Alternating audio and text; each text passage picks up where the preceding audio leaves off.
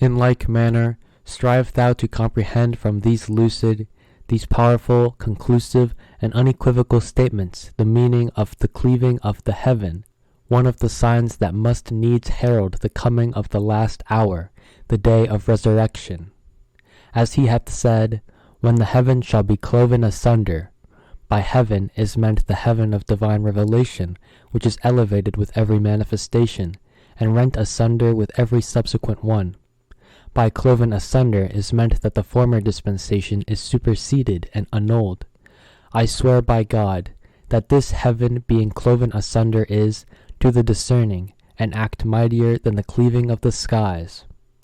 Ponder a while, that a divine revelation which for years hath been securely established, beneath whose shadow all who have embraced it have been reared and nurtured, by the light of whose law generations of men have been disciplined, the excellency of whose word men have heard recounted by their fathers, in such wise that the human eye hath beheld naught but the pervading influence of its grace, and mortal ear hath heard naught but the resounding majesty of its command.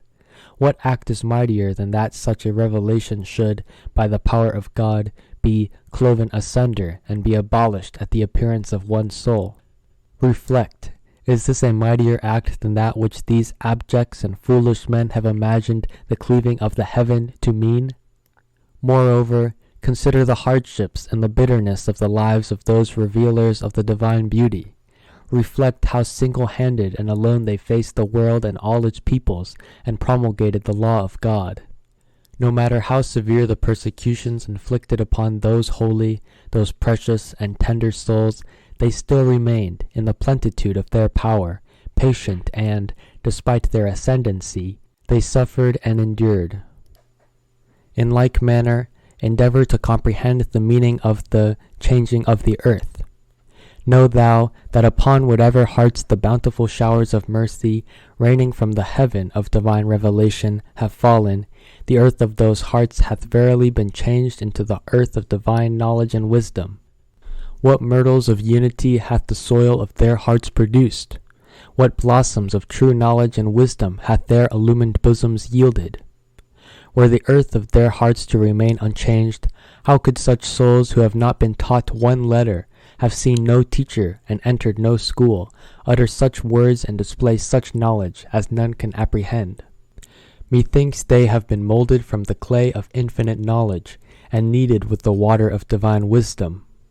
Therefore hath it been said, Knowledge is a light which God casteth into the heart of whomsoever he willeth. It is this kind of knowledge which is, and hath ever been praiseworthy, and not the limited knowledge that hath sprung forward from veiled and obscured minds. This limited knowledge they even stealthily borrow one from another, and vainly pride themselves therein.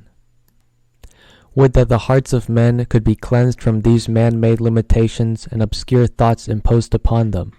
Haply they may be illumined by the light of the sun of true knowledge, and comprehend the mysteries of divine wisdom. Consider now, were the parched and barren soil of these hearts to remain unchanged, how could they ever become the recipients of the revelation of the mysteries of God, and the revealers of the divine essence? Thus hath he said, On the day where the earth shall be changed into another earth. The breeze of the bounty of the King of creation hath caused even the physical earth to be changed, were ye to ponder in your hearts the mysteries of divine revelation.